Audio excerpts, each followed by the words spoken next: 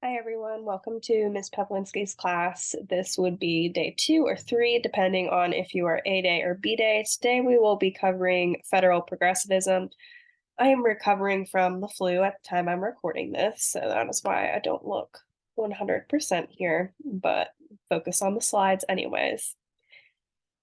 All right, so we will be covering this on January 31st through February 2nd, A Day and B Day. You will begin by engaging with an open-ended warm-up on Canvas. As we've covered on the previous days, these will not be individually each a grade. I'm going to combine all of them near the end of the quarter or possibly semester into one large participation grade. Your questions so far for today, you'll type them in an open-ended response. Want you to think about them individually first, and then you'll have a chance to collaborate. Based on what you've learned so far in Unit 4, what reforms were needed in the government around the year 1900? And based on what you know about the public's perception of the government around 1900, how much power do you think the average citizen would have wanted the president to have? How might people have felt about the president stepping into their personal lives? So, this you can kind of make an argument in several directions here. What reforms were needed? So, we have been talking about the need for labor movement reforms, such as higher pay, more reasonable hours for those labor movements. We have also mentioned a need for perhaps some more regulations in the food industry, making sure that food is safe. So, those are some things you could reference there. At this time, the president in the past has not been too involved, so people might be a bit hesitant for the president to be stepping in and making some larger decisions for their personal lives. After you've had some time to do that, we will go over that warm up and then we'll do these slides on federal progressivism. In the past, I've used Nearpod or Pear Deck, that's why I've said interactive here, but unfortunately, they cost money, and I will not be investing in that right now, hopefully soon. You'll then have a rehearse common lit, and if you finish that early, you'll be moving on to the crash course on this topic and then engaging with the exit ticket. The main question for today is what should the government's role be in fixing society's problems? You might have a personal opinion on this, and we're also going to look at what people in the 1900s thought about this question. So, one of the first federal progressivists was Roosevelt. You actually are going to be, as we go through this, you will be filling out these guided notes. Oh, I'm sorry, that is the wrong link here. These guided notes go along with them, mostly fill in the blank. I have tried to underline the key phrases in the slides for you. There are a few interactive questions that I want you to record an answer to in these interactive notes. This is for your reference to go back to as we continue through this unit so that you will have it available to you when you need to study for your exams. So we have President Roosevelt. He serves 3 times in the New York State Assembly and then becomes the New York City Police Commissioner. He also served as Assistant Secretary of the U.S. Navy and volunteered for service during the Spanish American War. During this time and previously, you've seen a lot of presidents coming to power because of their military record, because they're known as a good, strong military leader. He also served as the governor of New York and then was elected as the vice president of the United States. And he became president because President McKinley was assassinated, and that is what led Theodore Roosevelt to become the president. Roosevelt was seen as a modern president. He saw his presidency as a bully pulpit. He influenced news media to shape legislation. By controlling what he wants to bring to the media, he is able to sway public opinion to be thinking about the laws he wants them to be thinking about, to be telling his side of the story, to have himself as the face of politics, the face of what the American people want. One of these policies that he focuses on is the Square Deal. This is a large sponsor of progressive reforms during the 1900s.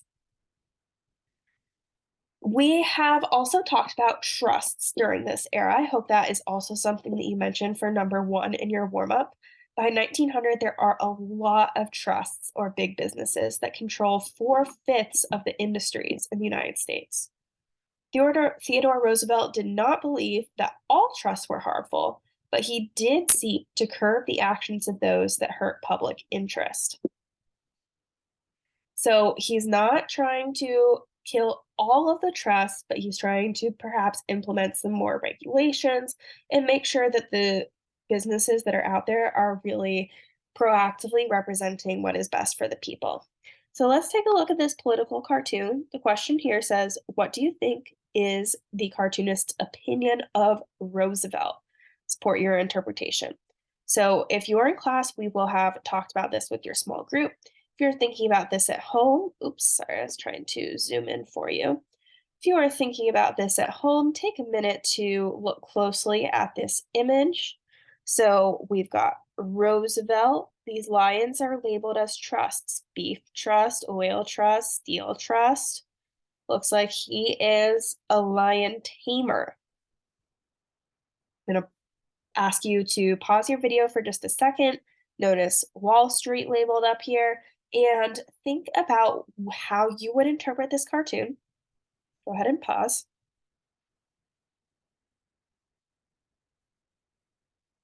So the main imagery that I want you to be highlighting here is that Roosevelt is being portrayed as a lion tamer, as a tamer of the trusts.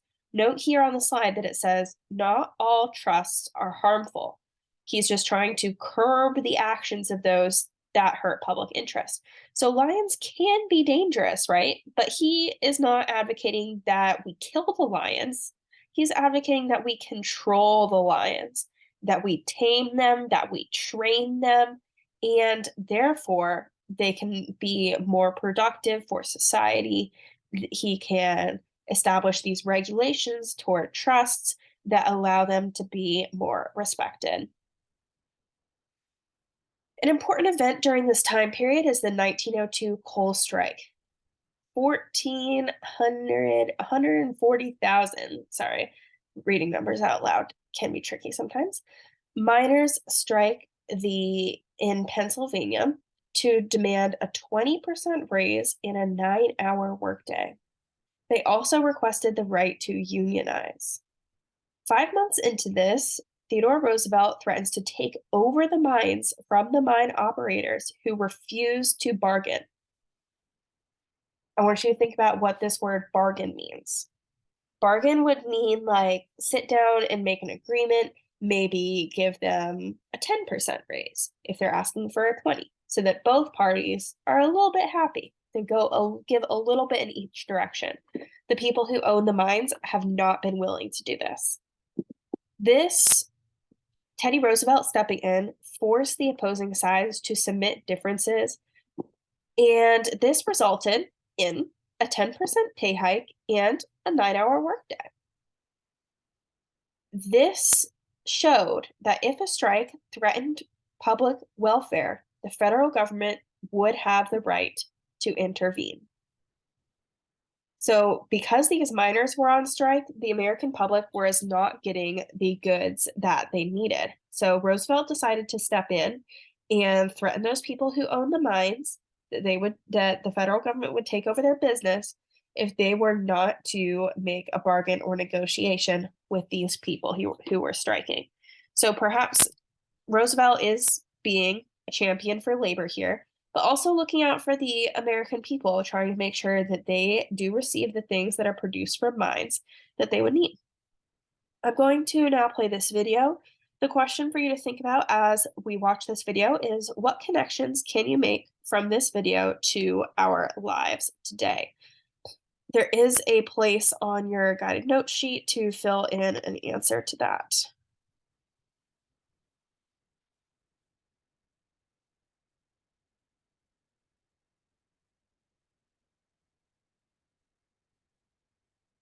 There we go. As a progressive, Theodore Roosevelt was willing to use the power of his office to regulate large businesses. In addition to breaking up large trusts, Roosevelt used other means to weaken the power of corporate bosses, intervene on behalf of workers, and protect the American consumer. In 1902, 140,000 coal miners went on strike in Pennsylvania. The workers were demanding a 20% raise, a 9-hour workday, and the right to form a union. Yet, the owners of the mines refused to bargain.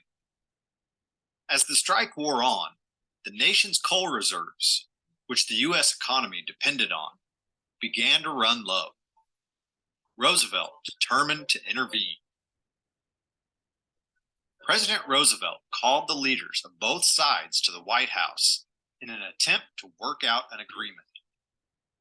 When talks began breaking down, Roosevelt threatened to use the power of the federal government to seize control of the mines for the benefit of the nation. Faced with the president's threat, the laborers and mine operators agreed to settle the dispute via arbitration, allowing a third party to mediate. As a part of the settlement, miners were granted a 10% pay hike and a 9-hour workday. In order to receive the benefits, the miners had to give up their demands to set up a closed shop in which all workers had to belong to the union, as well as their right to go on strike again for the following 3 years. Roosevelt's actions established the precedent of the U.S. government intervening in labor disputes whenever the welfare of the nation was threatened. Another area where Roosevelt used the power of his office to regulate big business was the railroad industry. The nation was largely dependent on railroads to move people and goods, but powerful barons, or wealthy businessmen, and trust controlled much of America's railroad tracks. High rates, corruption, and bribery were common. In 1887, Congress had attempted to prevent railroad owners from colluding together to fix prices with the passage of the Interstate Commerce Act. The Interstate Commerce Commission, or the ICC, was established to enforce the act, but the agency held little enforcement power. Roosevelt argued that more federal regulation was needed to protect consumers. In 1903, Congress passed the Elkins Act, which prohibited railroad officials from giving rebates to shippers for using their railroads, as it had become a common form of bribery, as well as a way to target competitors. In addition, railroads were forbidden to change rates without notifying the public in advance. In 1906, Congress added on the Hepburn Act, which limited a company's ability to selectively distribute free railroad passes. The act also allowed the ICC to set a maximum rate companies could charge. The bills signed into law by Roosevelt greatly increased the power of the federal government to regulate railroads within the United States.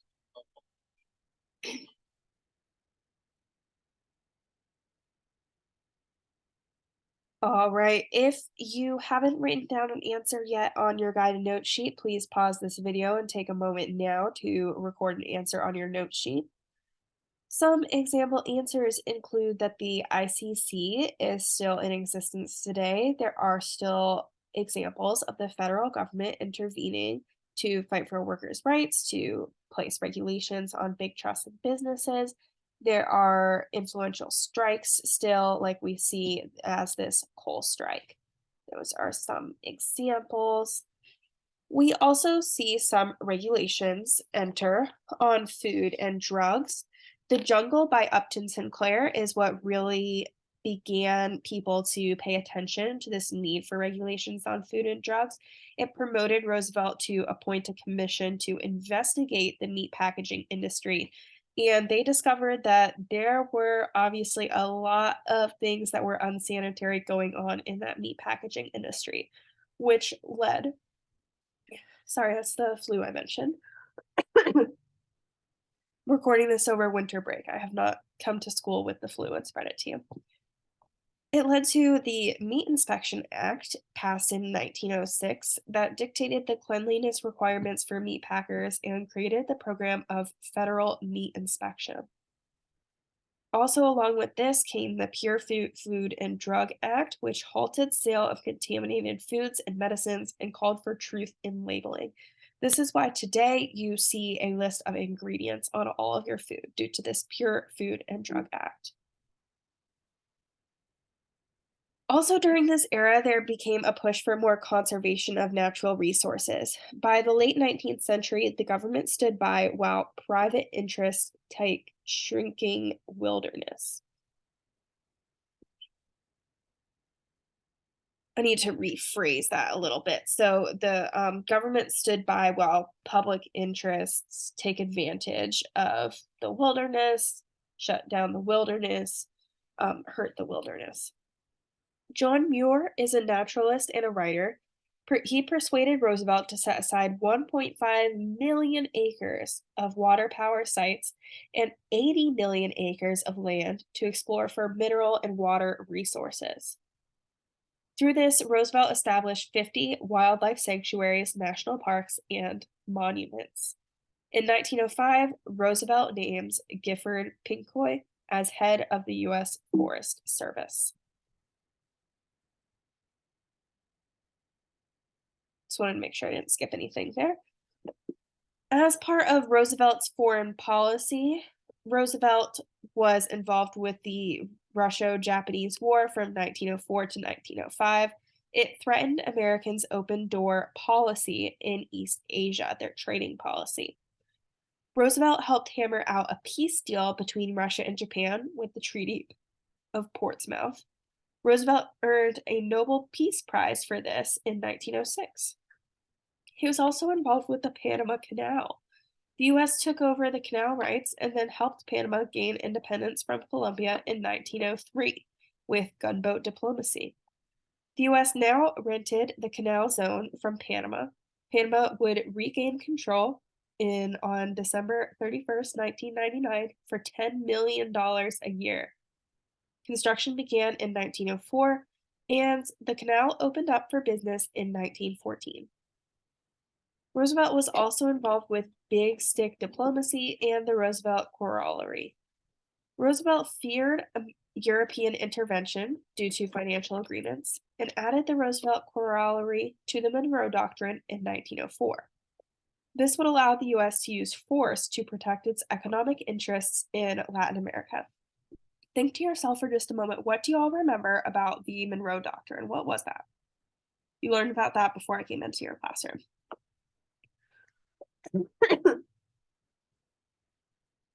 The Monroe Doctrine was encouraging the European nations not to colonize in the Americas, but the United States agreed not to intervene in existing colonies.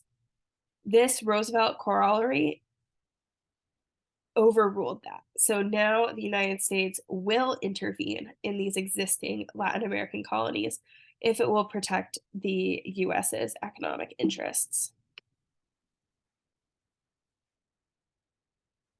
We are going to practice using a secondary source to pull out some information. I would like you to listen to this podcast on Roosevelt's Square Deal. And as you listen, jot down your answers to these questions. We'll discuss them afterwards. You will summarize Teddy Roosevelt's domestic policy. Think for yourself for a moment, what does domestic mean? Domestic means within the United States. So there's foreign policy, that's relations to other nations. Domestic is within the United States. Identify where reforms were discussed in the podcast and how those might still be evident or present today. And if you were in office at the time, what additional reforms would you have made? I'm going to leave this example for us to discuss in more detail in class. If you were absent and watching this video for that reason, please do listen to this secondary source and think about your answers to these. We have already covered this information in the slides, so I'm not going to go over it again in this video right now. Just take your time to think about these answers to practice pulling information from a secondary source. After Roosevelt is in power, Taft takes over. Let me see how many slides we got here. All right, I'm gonna have to take a little pause for my time and pick up the recording in just a moment.